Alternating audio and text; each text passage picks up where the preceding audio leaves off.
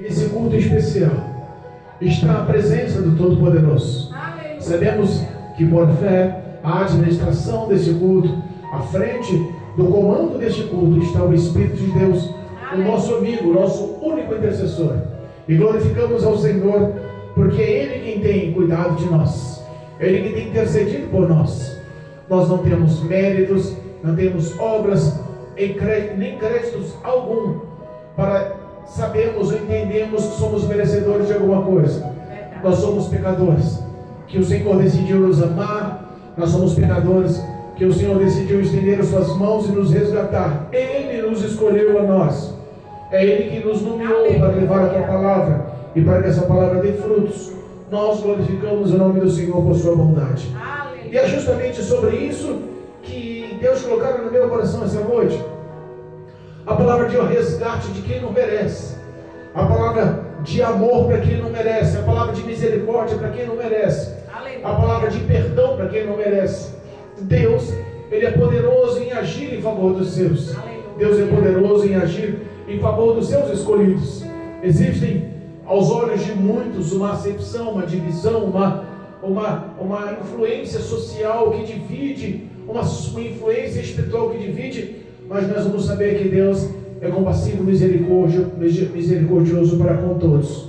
Amém? Amém. Livro de Jonas, nós vamos ler aqui o livro de Jonas, capítulo 1. Louvado e glorificado seja o nome santo do Senhor. Aleluia. Aos que nos acompanham no YouTube, no Facebook, em nome de Jesus. Se houver como, desprenda-se agora dos seus afazeres, em nome de Jesus. Pegue um exemplar bíblico e acompanhe a mensagem, acompanhe a leitura, acompanhe a palavra. Deus tem algo para a sua vida, para o teu coração. Eu sei que essa palavra é viva, ela é poderosa e eficaz. É Cristo que está na frente do comando para falar contigo nessa noite. Amém? Amém. Jonas, capítulo 1. O tema da leitura: a vocação de Jonas, a sua fuga e o seu castigo. Louvado seja Deus. Versículo 1 da palavra diz assim, amém? Amém. Louvado seja Deus. Glorificado e bendito seja o nome santo do Senhor. Aleluia, meu Deus. Aleluia. Amém. Jonas, capítulo 1, versículo 1. Nós vamos ler até o 17, mas nós vamos meditar hoje em todos os 4 capítulos do livro de Jonas, para a glória de Deus, se o tempo nos permitir. Amém? Amém. Diz assim a palavra de Deus: E veio a palavra do Senhor a Jonas, filho de Amitai, dizendo: Levanta-te, vai à terra da cidade de Nínive e clama contra ela, porque a sua malícia subiu até mim. E Jonas se levantou para fugir de diante da face do Senhor para Tarsis. E descendo a Jope, achou um navio que ia para Tarsis. Pagou, pois, a sua passagem e desceu para dentro dele, para ir com eles para Tarsis, e fugindo diante da face do Senhor. Mas o Senhor mandou ao mar um grande vento, e fez-se no mar uma grande tempestade, e o navio estava para quebrar-se. Então temeram os marinheiros, e clamava cada um ao seu Deus, e lançavam no mar as fazendas que estavam no navio, para aliviarem o seu peso. Jonas, porém, desceu ao lugar do porão, e se deitou, e dormia um profundo sono. E o mestre do navio chegou a ele e disse-lhe: Que tens dormente? Levanta-te, invoca ao teu Deus, talvez assim Deus se lembre de nós, para que não pereçamos. E dizia cada um ao seu companheiro: Vinde, lancemos sorte, para que saibamos por que causa nos sobreveio este mal. E lançaram sortes, e a sorte caiu sobre Jonas. Então lhes disseram: Declara-nos tu, agora, por que razão nos sobreveio este mal? Que ocupação é a tua? De onde vens? Qual é a tua terra? E de que povo tu és? E ele disse: Eu sou hebreu, e temo ao Senhor, o Deus dos céus, que fez o mar e a terra seca. Então os homens se encheram de grande temor e lhe disseram: Por que tu fizeste isto? Pois sabiam os homens que fugia diante do Senhor, porque ele já o tinha declarado. E disseram-lhe: que faremos nós para que o mar se acalme? Porque o mar se elevava e engrossava cada vez mais. E ele lhes disse: levantai-me e lançai-me no mar, e o mar se aquietará, porque eu sei, louvado seja Deus, porque eu sei que por minha causa vos sobreveio esta grande tempestade. Entretanto, os homens remavam e esforçavam-se para alcançar a terra, mas não podiam, porquanto o mar se ia embravecendo cada vez mais contra eles. Então clamavam ao Senhor e disseram-lhe: ah, Senhor, nós te rogamos, não pereçamos por causa da vida deste homem. Não nos ponhas sobre nós o sangue inocente, porque tu, Senhor, fizeste como te aprouve. E levantaram Jonas e o lançaram no meio do mar, e cessou o mar a sua fúria. Temeram, pois, estes homens ao Senhor com grande temor, e ofereceram-lhe sacrifícios ao Senhor, e fizeram votos. Preparou, pois, o Senhor um grande peixe, para tragar a Jonas. E esteve Jonas dentro 3 dias e 3 noites dentro das entranhas do peixe. Amém? Louvado seja Deus. Aleluia, glória a Deus. Glorificado e bendito é o nome santo do Senhor. A palavra do Senhor é muito forte nessa noite. E eu glorifico o nome do Senhor, porque eu sei que ela tem a sua profundeza. Nós sabemos que Jonas era um homem escolhido, selecionado, profeta do Senhor. Existem muitos homens que têm hoje o título de homem de Deus. Existem muitas mulheres hoje que têm título de Deus, de mulher de Deus, de homem de Deus. Mas são pessoas que, infelizmente, travam dentro do seu coração uma guerra, uma batalha sobre quem merece e quem não merece a graça e a misericórdia de Deus, achando-se e se pondo como uma pessoa melhor ou maior ou mais importante. Infelizmente, essa batalha religiosa, esse rito religioso, essa liturgia religiosa sobre os tempos, ela veio e sobreveio há séculos, milênios, travando na sociedade a impunidade religiosa, achando que o homem pode ser maior ou melhor do que o outro aos olhos de Deus. Jonas, ele recebeu uma ordenança do Senhor. Deus ordena a Jonas: levanta-te e vai à cidade de Nínive e clama contra ela, porque a sua malícia subiu até mim. E eu fiquei curioso em saber porque Jonas, no íntimo do teu coração, decidiu negar o pedido de Deus, decidiu desobedecer a ordem de Deus, decidiu fugir na contramão da ordenança de Deus.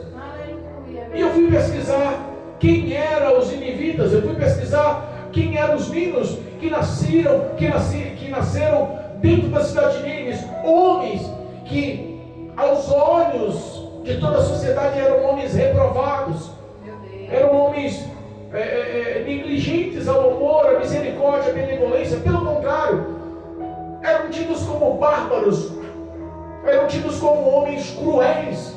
Eles tinham a fama de, no confronto de uma guerra, de uma batalha, de quando ganhassem a batalha e os inimigos se subjugassem a eles como escravos ou como reféns de guerra, eles tinham a fama da crueldade. Eles esquartejavam as pessoas, eles eram cruéis, eles tinham uma fama tão indigna, que eles não eram justos em suas ações. Os prisioneiros de guerra, eles perfuravam os olhos para que as pessoas não pudessem fugir. As ações eram tão malignas que eles não tinham como olhar para si e encontrar um só mérito que honrasse a sociedade, a crueldade, a desigualdade, a injustiça, a idolatria a outros deuses. Colocava no coração um perfil de prostituição, um perfil de adultério espiritual, um perfil de malignidade intensa. E quando Deus fala para Jonas, vai para a cidade, porque a sua malícia já subiu a mim, eu fico pensando que todas as vezes que Deus decide destruir um povo, decide destruir toda uma cidade, decide destruir os homens daquela região, eu fico pensando que chegou no limite de um Deus misericordioso. Eita, papai. Que chegou no limite de um Deus compassivo, chegou no limite de um Deus paciente, que compreende, entende, que perdoa. Aleluia, meu Deus. A fama daqueles homens eram tão grandes, a perversidade daqueles homens eram tão grandes, que nós entendemos que aos olhos da sociedade não encontraríamos nenhum recurso de benevolência. Sabe aquela situação que a gente olha para a pessoa e fala, essa não tem jeito? A gente olha para a pessoa e fala, essa não muda. Pelo contrário, essa daí vai se afundar, não merece a segunda chance. As pessoas que a gente olha, muitas das vezes, olhamos de cima para baixo, se sentindo maior ou melhor. Mas a Bíblia nos ensina lá, no grande sermão da montanha de Jesus, que o próprio Cristo relata que o sol nasceu para o bem, para o homem bom e para o homem mau, e que a chuva cai para o justo e para o injusto. Entenda, Deus não faz acepção de pessoas, e como Ele olha para a pessoa de uma forma diferente, Ele enxerga o que nós não enxergamos, Ele vê o íntimo do coração. Às vezes você convive no meio da sociedade, às vezes você convive no meio de um ambiente profissional, no meio de um ambiente de estudo, no meio de um ambiente familiar, no meio de um ambiente de amigos rodeados por tantas pessoas, e nós não conseguimos enxergar o caráter e a personalidade, mas os olhos de Deus não perdem de vista. Aleluia, obrigado, Jesus. Quando Deus mandara o profeta Samuel à casa de Jessé para ungir um dos seus filhos como rei, Samuel entra na casa e começa a olhar os filhos. 7 filhos foram apresentados, e aos olhos do profeta, os maiores, os primogênitos, os mais fortes, os mais exuberantes, os mais bonitos, os guerreiros, os mais afeiçoados, todos aos olhos do profeta tinham sido aprovados para ser ungidos a rei. Mas a Bíblia fala que Deus não vê como nós vemos, Deus não olha como nós olhamos. Ele consegue decifrar, Ele consegue entender os teus pensamentos e o teu coração. Aleluia. Eu olho para você e vejo a sua face. Eu consigo calcular quem você é pelas suas obras. Mas Deus decifra os teus sentimentos. Deus conhece o íntimo dos teus pensamentos. Aos olhos do Senhor nada escapa. Verdade. E Deus olha para Jonas e fala, vai lá e profetiza contra. Mas o íntimo do coração de Jonas, essa guerra espiritual em dizer, não, eles não merecem. Os pensamentos de Jonas foram lidos por Deus, por mais que Jonas decidiu fugir da ordenança, fugir da vontade de Deus. Deus sabia que o íntimo do coração daquele povo de Nínive, por mais que a malícia tinha chegado aos olhos do Senhor, ainda existia esperança daquele povo todo se arrepender, daquele povo todo se voltar a Deus. Mas a Bíblia fala que Jonas correu, a Bíblia fala que Jonas fugiu. E tem tanta gente que tem chamado de Deus, mas está fugindo. Tem tanta gente que reconhece que precisa de Deus, mas está fugindo. Tem tanta gente que entende que precisa da graça, da misericórdia, da presença de Deus, mas está fugindo da presença de Deus. Acha que os seus caminhos são certos, acha que os seus caminhos são os melhores, acha que os seus caminhos são os que vão lhe conduzir à felicidade, mas a Bíblia fala que são caminhos de morte. Há caminhos para os homens que parecem bons, mas são caminhos de destruição. O que Jonas decide fazer virou um caminho de destruição para ele próprio. Quando você foge do seu chamado, quando você foge da ordenança de Deus, prepare-se, porque existe a consequência da parte de Deus. Ele, para honrar o chamado, para honrar o amor, para honrar a misericórdia e, acima de tudo, honrar a salvação, ele vai lutar por aquele povo. Eita, papai. Jonas decide ir para Tarsis.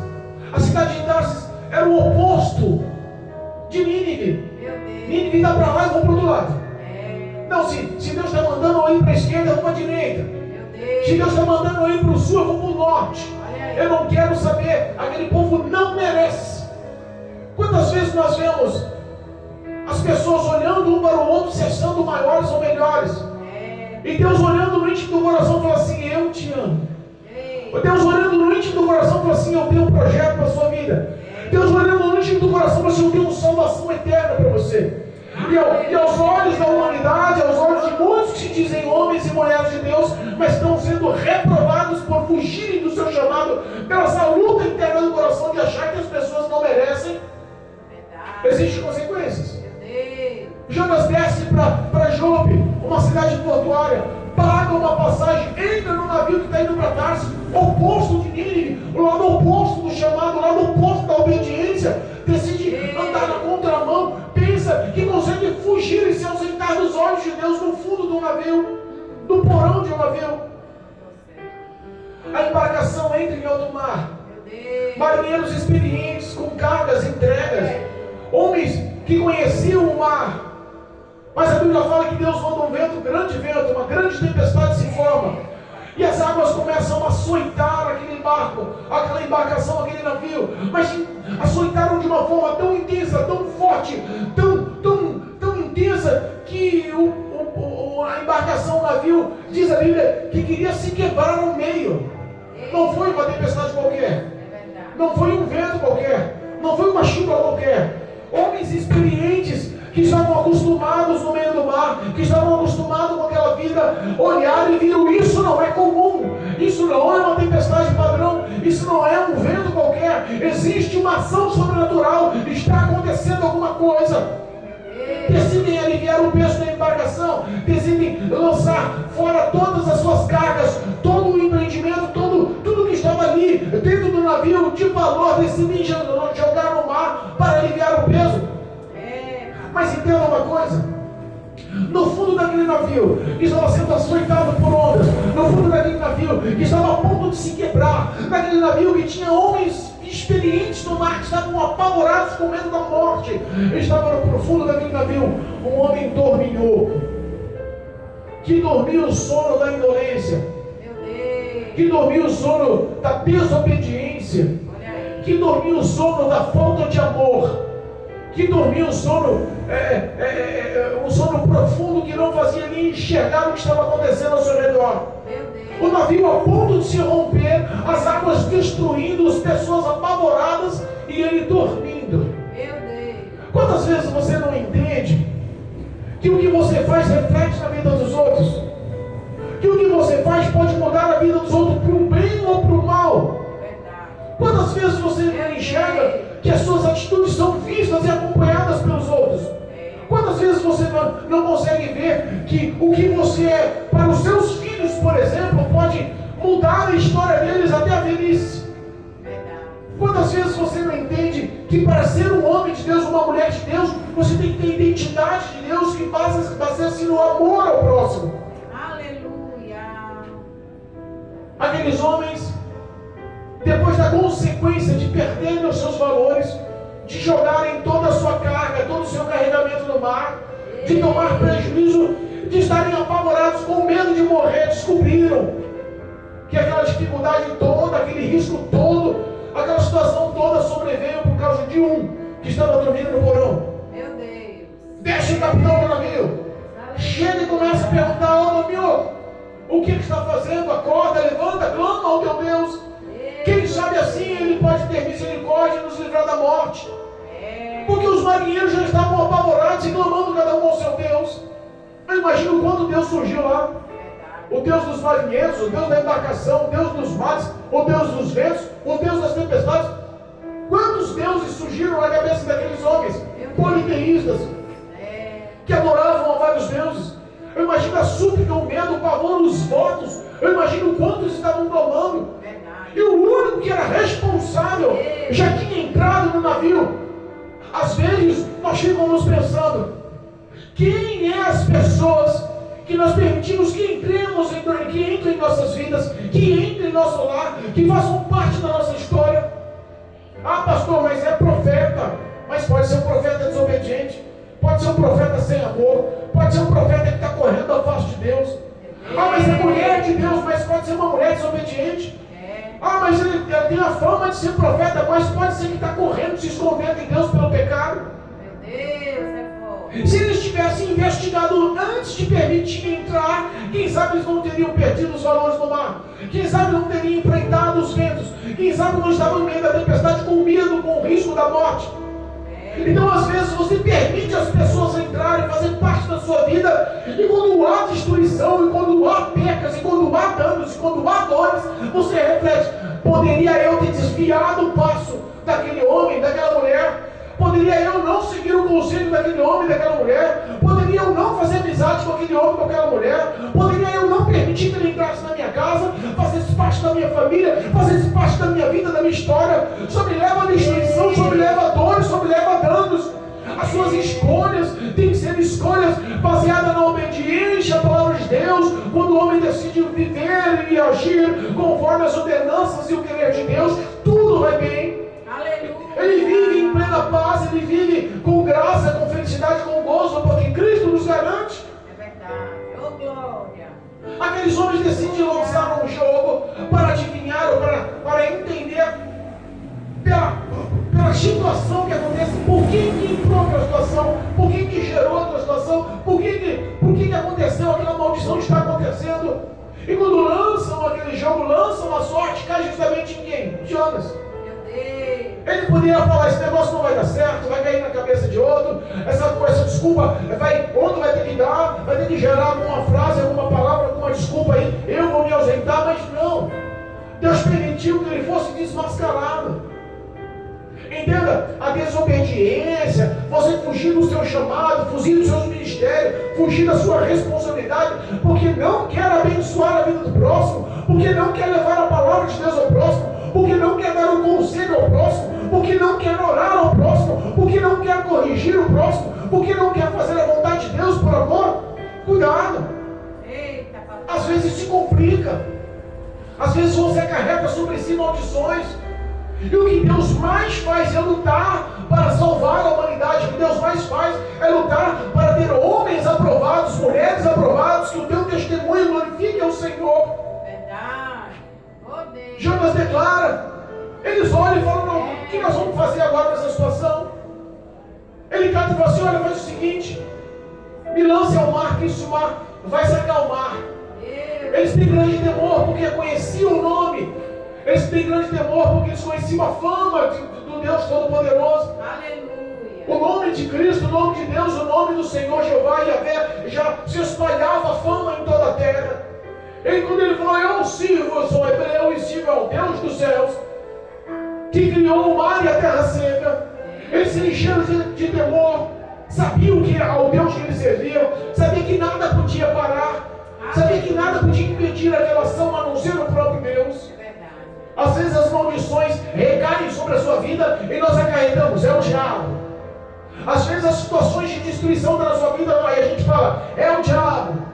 Estou perdendo, eu estou adoecido, minha família se desfez, o meu filho entrou nas drogas, estou desempregado, estou passando necessidade, estou vivendo uma briga constante dentro do meu lar, a minha vida está um infortúnio, tudo está indo de mal ao pior, e você acarreta as consequências de tudo isso ao diabo. Mas na verdade o que você está aprontando é a legalidade para que tudo isso surja a sua desobediência. Quando o homem anda na obediência para com Deus, nada disso acontece. E nem tudo que ocorre na sua vida é o diabo. Às vezes é o próprio Deus permitindo que aperte a situação, para que você tome uma decisão de obediência e voltar aos caminhos do Senhor, para que você tome uma decisão de obediência e voltar a praticar o que Deus te ordenou.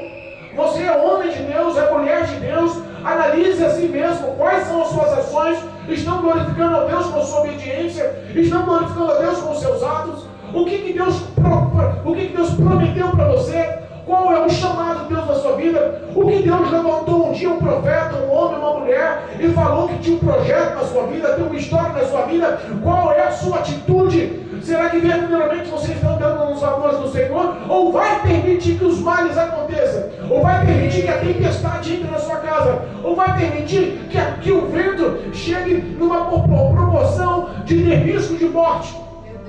Cuidado! Aqueles homens com medo de pagar preço por sangue inocente, clamam ao Senhor e falam: Senhor, foi o Senhor que propagou tudo isso. Nós vamos lançar ele ao mar, mas não tome o sangue dele das nossas mãos. E quando lançaram Jonas ao mar, entenda, automaticamente o mar se acalmou. Houve bonança, o vento cessou, as ondas acabaram, eles saíram com vida. O coração encheu de temor daqueles homens, aqueles marinheiros, o capitão, os que estavam na embarcação, louvavam, glorificavam o nome do Senhor, fizeram votos e ofereceram até sacrifícios ao Deus Todo-Poderoso. Entenda, até a maldição que era sobre Jonas fez aquele povo se converter. Marinheiros e capitão, aquela embarcação ficou todo crente, porque Deus tem o poder de converter a maldição em bênção. Quando você decide assumir os seus erros, quando você decide relatar as suas falhas, Deus começa a agir em teu favor. Glória a Deus. A Bíblia fala que quando ele foi lançado no fundo dos mares, a leitura oficial diz que um grande peixe o engoliu. Mas nós fomos lá para Mateus, capítulo 12, versículo 41, se eu não me engano, diz que uma baleia, o próprio Jesus diz que uma baleia engoliu. E ele ficou 3 dias no ventre do peixe, 3 noites no ventre do peixe. Uma baleia engoliu ele. Deus ordenou: vai lá engolir. Você vai ser a embarcação dele agora no fundo do mar. Não quis na obediência, agora ele vai à força. A obrigação se tornou agora temor. Deus deu uma ordenança e decidiu desobedecer. Deus deu uma ordem e decidiu correr. Deus falou e ele decidiu voltar atrás. E todo homem de Deus, todo profeta de Deus, todos que têm chamado de Deus, correm do chamado, recuam do chamado, tentam fugir, se esconder na face de Deus. Cuidado, tem baleia te esperando. Cuidado, tem baleia te esperando. Cuidado, tem baleia te esperando. A baleia, eu acho que foi o pior período da vida de Jonas. Aquele profeta viu a mão de Deus pesar sobre ele. Ele assemelha o ventre da baleia como o sepulcro, como o inferno. Ele assemelha aqueles 3 dias no ventre daquela baleia, no ventre daquele grande peixe.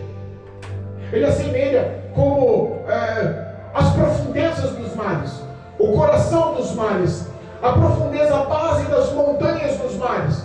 Ele fala que as ondas e as vagas passaram sobre essa cabeça, que a alma dele estava na profundeza das águas, a sua alma.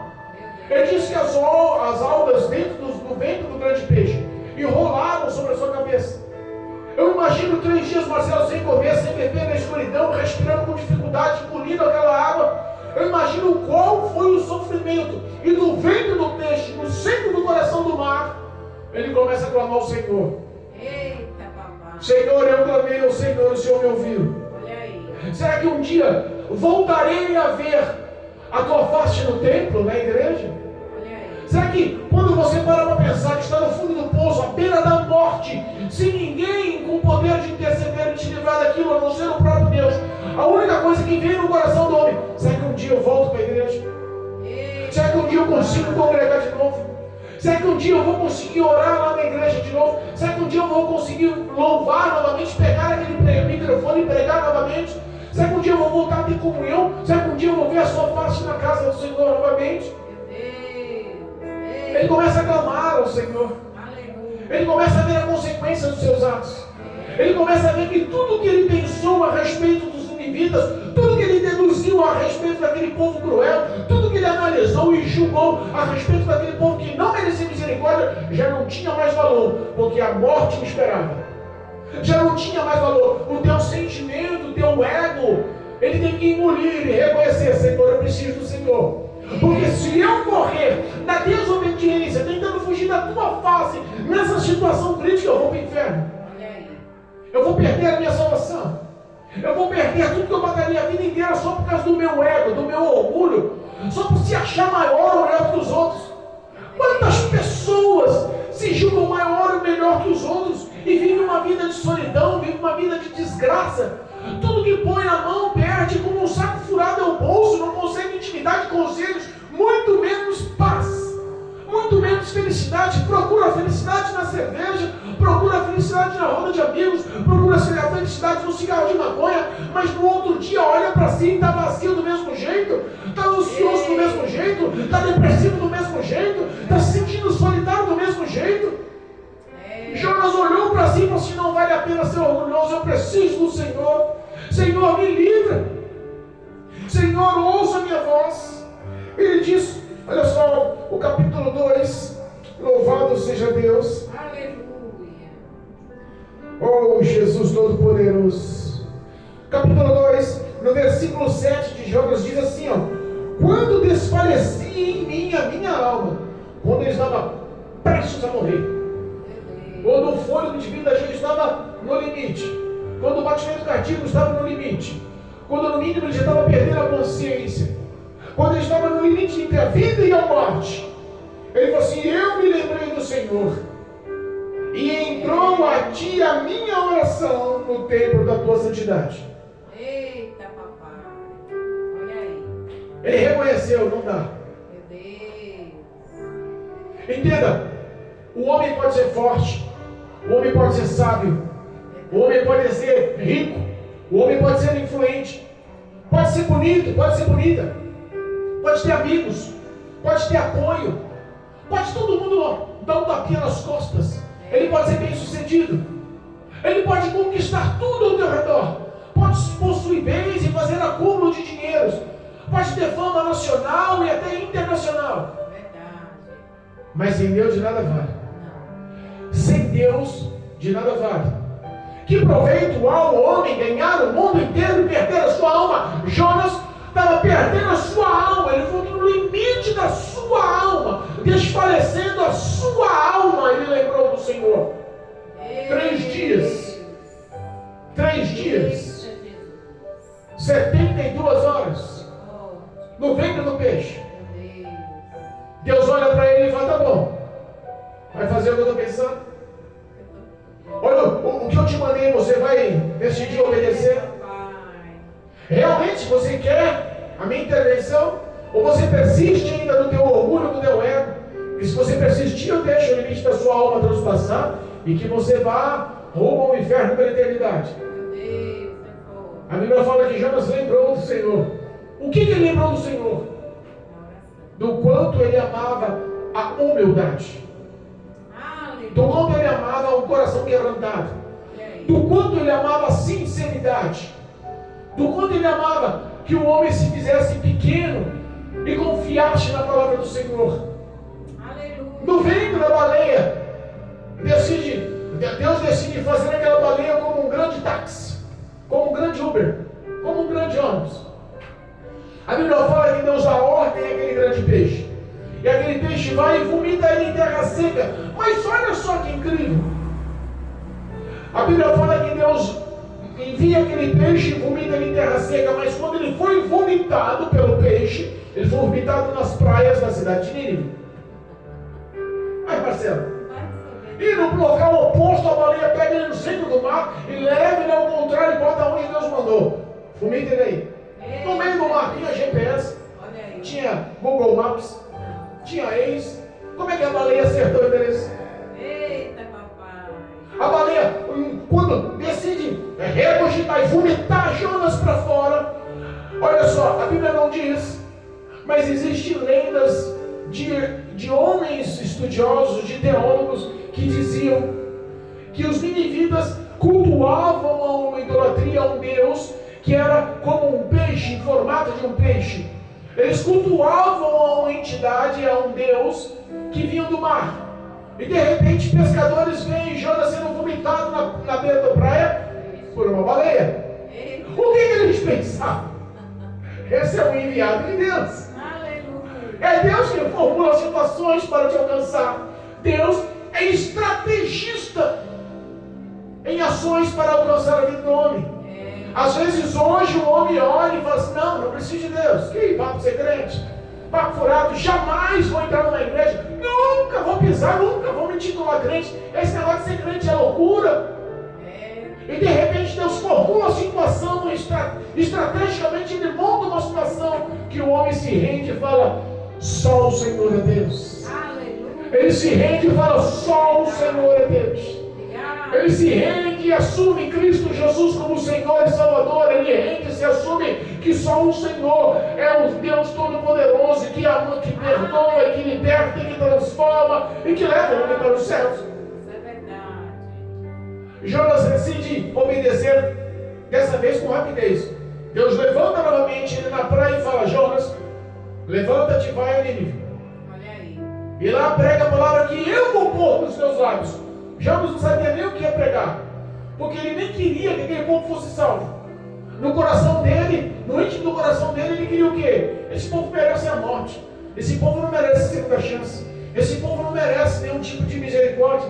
Esse povo é cruel, maligno. Esse povo dilacera, decapita. Esse povo cega o povo. Esse povo esquarteja. Esse povo é cruel, ruim demais. Esse povo não merece misericórdia. Esses bárbaros não merecem compaixão. Às vezes, o que nós vemos com os nossos olhos não são os olhos do Senhor. Ele vê os olhos do Senhor e vê o coração íntimo daquele povo. Aleluia. Deus olhou para os ninivitas e viu: é mais fácil esse povo ser salvo. É mais fácil esse povo ser salvo do que muitos políticos em Brasília. Ei. É mais fácil os ninivitas cruéis serem salvos do que muitos empresários, muitos CEOs de multinacionais serem salvos. É mais fácil o povo de Nínive cruel ser salvo do que muitos governantes mundiais, presidentes da OTAN, da ONU, mundialmente falando.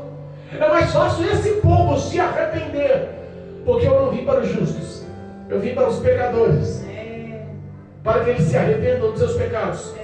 Eu não vim para os sãos, eu vim para os enfermos, para os doentes. Jesus veio buscar e salvar aquele que se havia perdido. Aos olhos da sociedade, ninguém dava valor. Aquele povo era um povo tido como um povo excepcionalmente cruel, que não era digno de misericórdia. E Deus dos céus falando: eu te amo. Aleluia. A cidade era grande, cerca de 120 mil habitantes. E o percurso, Marcelo, de correr aquela cidade de um lado ao outro era 3 dias de caminhada. Eita, Jesus. Jonas entra em um dia só. Em vez de caminhar os 3 dias para levar mensagem para todo mundo, ele não queria pregar mesmo, mas decidiu obedecer porque foi forçado. Ou obedece ou morre, ou obedece ou a baleia espera, ou obedece e você vai para o fundo do mar, ou obedece e você vai ver a sua alma desfalecendo novamente. A Bíblia fala que Jonas entra naquela cidade e caminha só um dia, e a pregação foi curta e grossa. Deus daqui a 40 dias vai destruir essa cidade. O povo reconheceu ele como um profeta. O povo reconheceu ele como um profeta. Aleluia. Aquele povo que a gente só via maldade, gerou bondade com arrependimento. Olha aí. Aquele povo que a gente só via crueldade, gerou amor com arrependimento. Aquele povo que a gente via assim, que não merecia a segunda chance, Deus encheu eles de graça, de misericórdia, de perdão, e deu uma segunda chance.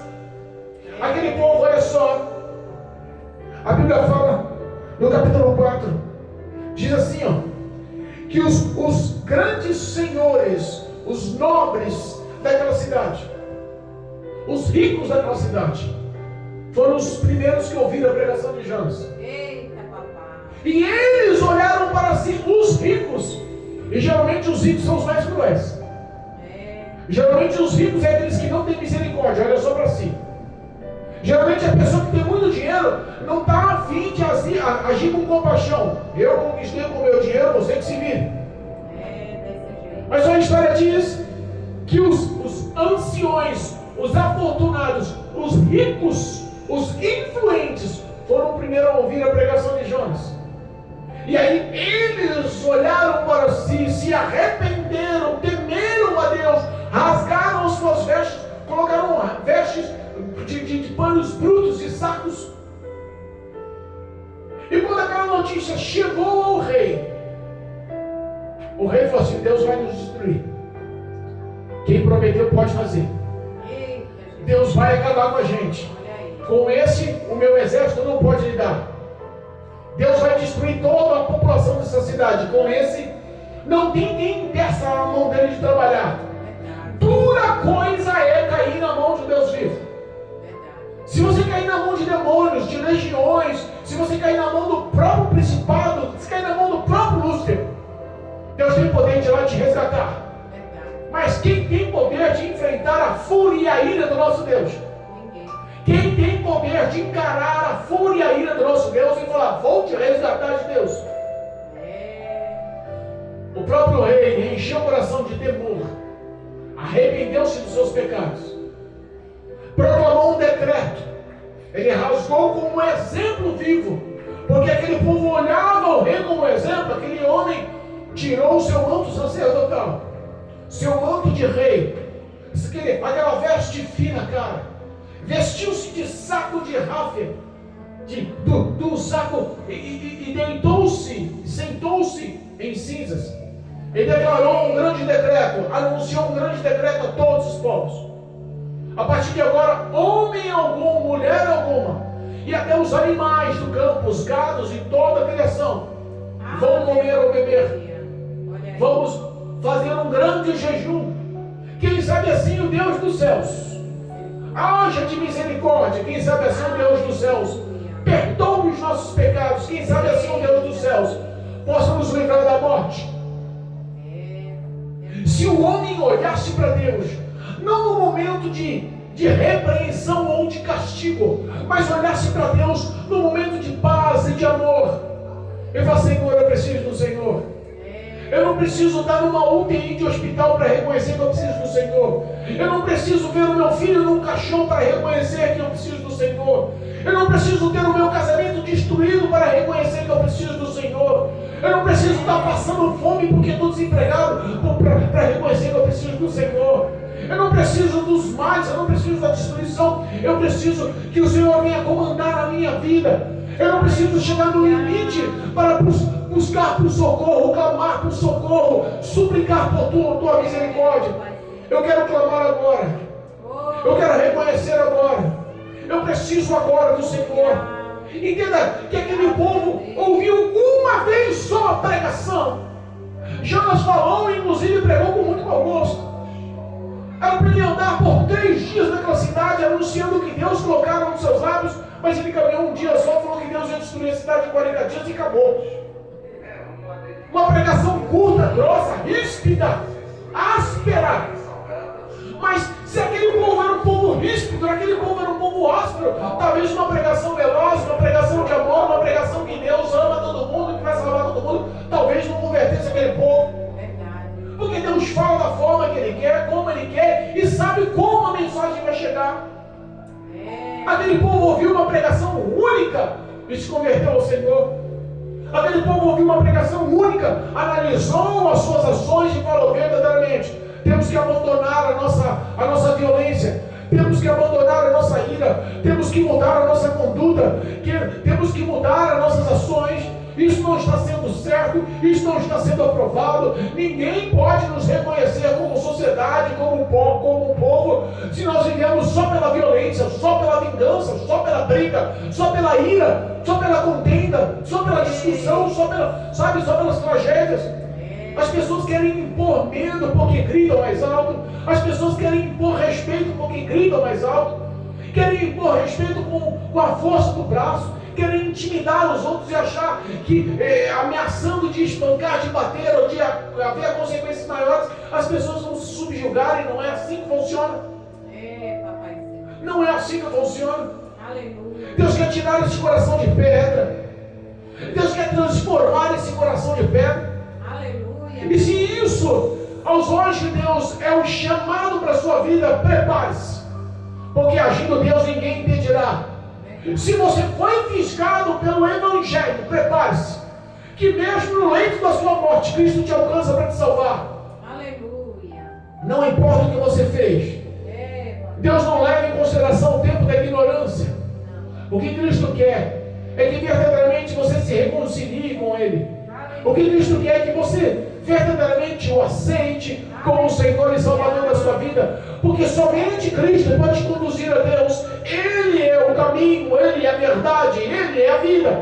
E ninguém chega a Deus se não for por Cristo. Não é o Deus peixe lá do mar que eles adoravam. Não é o Deus da sua espada, do seu escudo, da sua lança, do seu machado, da força do seu braço. Não é a sua brutalidade. É o amor de Deus. Aleluia. A Bíblia fala que Jonas, sabendo que Deus ia usar de misericórdia, fica indignado. sai a oriente da cidade, monta um acampamento, uma tenda, e descansa naquela tenda e espera para ver o que vai acontecer nos 40 dias.